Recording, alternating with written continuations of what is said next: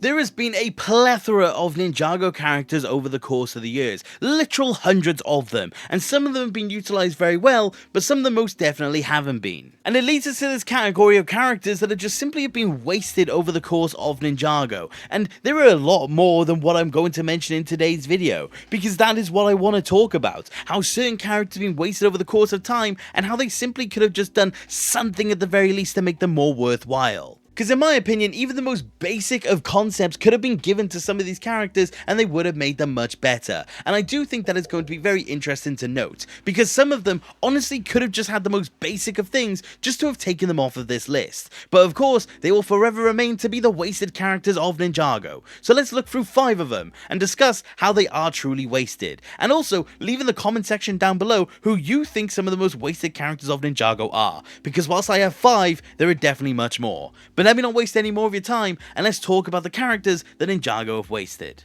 Coming in at number 5 for me in terms of wasted potential is definitely going to be the case of Lil Nelson. I do think he's had the most in terms of what we've seen in terms of these characters, but I do think at the same time, it feels like they just didn't really want to do anything with him. Nelson could have been a character that had so much potential. They could have had him be under the wing of the ninja like he was originally intended to be. Remember, he was in the Day of the Departed set, and it was confirmed because he was meant to have a much bigger role in Day of the Departed. And I do think that is actually really showing of what was going to be the case. He was meant to be something more to the ninja. He was meant to be almost under the tutorage of them, and I do think that would have been really cool to see. But instead, in the 11-minute era, he was basically reduced into being a paper boy to basically just progress the plot if the ninja just required someone to be on the streets. I do think it was a massive waste. At least he came back in some capacity, and that's why he's here and below some of the other ones. But the thing is that it's still a case of a character that just simply have had much more. I really do think we could have seen Nelson become something much bigger in terms of the Ninjago space. Could have been almost what Aaron was. But obviously now with Aaron here, I don't think we will ever get that to be the case. And honestly, I'm debating at this point if we'll even see him once more. We saw him in the 15th anniversary Spinjitzu video, but that was basically it. And it does make me a little worried that we won't see this character again. Because like I said, they could have done something with him, they just simply chose not to. And that is why he's going to be at the number 5 spot for me. Coming in at number 4 is one that I do think some people may disagree with me on, and that is actually going to be Ronin. Now the thing is that Ronin had a lot for a few seasons. He was a big part of season 5, 6, Day of the Departed and season 7. But the thing is that he had a notable drop off after that point in time. The thing is that he was very much set up in those seasons to be this anti-hero reluctant ally of the ninja who was basically in it for the money and in for it for himself, but he still wanted to help the people that he considered to be friends. And I did really like that concept, and I do think they were executing it very well. But the thing is that beyond then the brief cameos that we got to see in the Oni trilogy, that was basically it in terms of Ronin.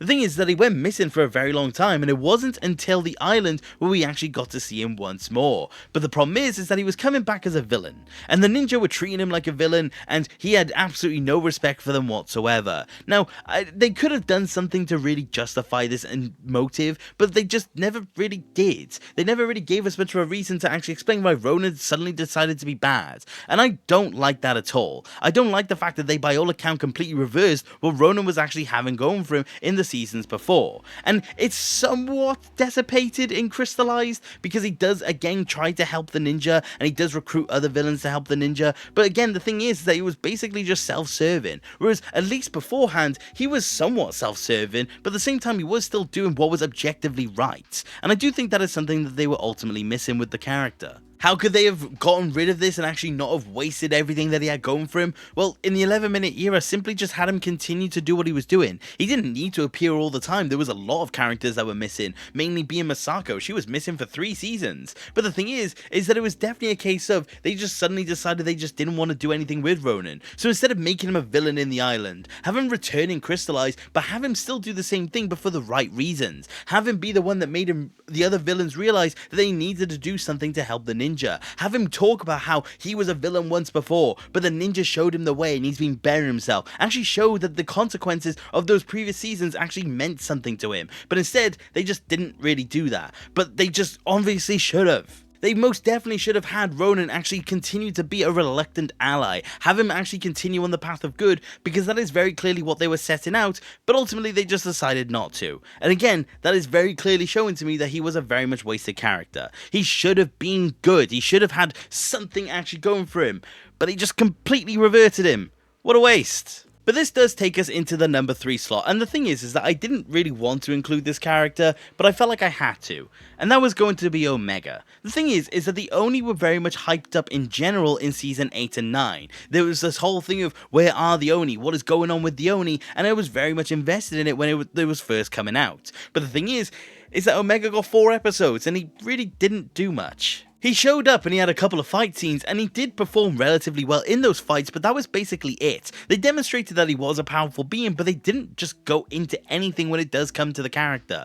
Obviously, again, March of the Oni was completely taken out from under his legs, but the thing is that with retrospect in mind, it would have just been really cool to have actually had something more go on with this character. It would have been cool to actually demonstrate the hype that we were actually seeing, actually give us a reason to really go in and actually appreciate this character for what it was. But ultimately, he was just kind of relegated just being a quick fight scene and a quick and easy defeat. And it's just a massive shame to actually see that be the case. And how do you fix this? Honestly, it's a very difficult question to answer. The thing is that obviously the main thing would just be to have him not have only 4 episodes and have March of the Oni be a full 10. But with retrospect in mind, obviously you can easily say that, but at the time that was just something that they couldn't do. So maybe just beyond that point, don't make his death seem so fatal. Don't make him look like he was just completely atomized, because that is by all account what actually happened. But the thing is that if they actually left his fate somewhat ambiguous, they could have had him return later down the line, and maybe they still will and they'll retcon it, but ultimately as it stands, it doesn't seem to be that is going to be the case, which is a massive shame.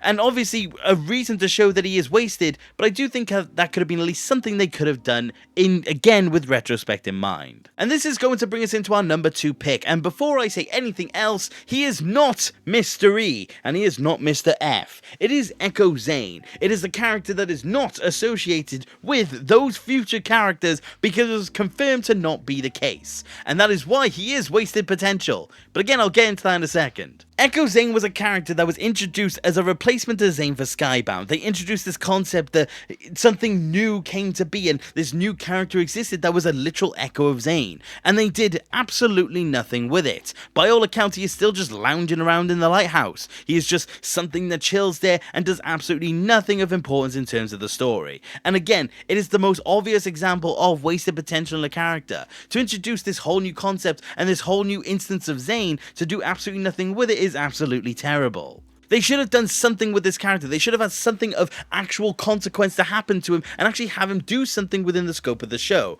But they just simply decided not to. And I'm going to go into this once and for all. How do you fix a wasted potential like this? Well, make him Mr. E. Make him actually the character. Make him actually confirmed to be the case. Actually go through with the original plan. But again, like I said, they didn't, and that is why he's wasted. But there is actually another scenario if they didn't want to go down that route. Dragon's Rising has hard established the fact that the ninja need a skeleton crew within the monastery to take care of day-to-day things. Alfonso Frohiki is one of the main examples of this. But again, the thing is that they just simply didn't want to do anything beyond it. So that is how to fix Echo Zane. Bring him into the monastery, have him be part of the supporting cast, actually have him do something within the scope of the monastery, actually have him have some sort of productive thing to actually do. Think of in Season 3 where Frohiki and Gio actually faces off against Raz. Imagine if Echo Zane was also there protecting those who cannot protect themselves. It would have been such a cool thing and such a cool callback, but again, they just simply decided not to do it. So if you don't want to go down the villain route, at least have him be a supporting character. But again, they didn't.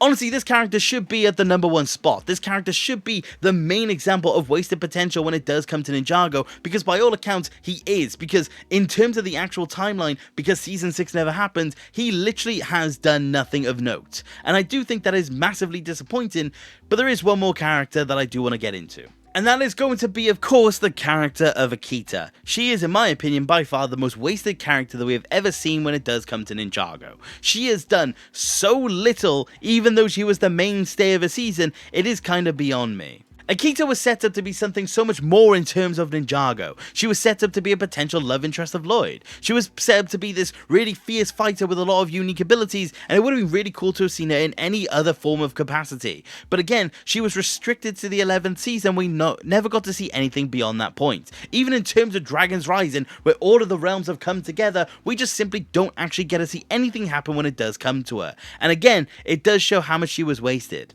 The fact that she had absolutely everything going for her and we just never got that to be the case is honestly just such a shame. Honestly, Dragon's Rising is the main example on how to not have her be so wasted. Have her return, have her do something with Lloyd, have her do something with the ninja team, demonstrate that she's still around in general. Continue on with this story of her that was set up in the 11th season, because they just simply didn't, and I really don't understand why this is to be the case.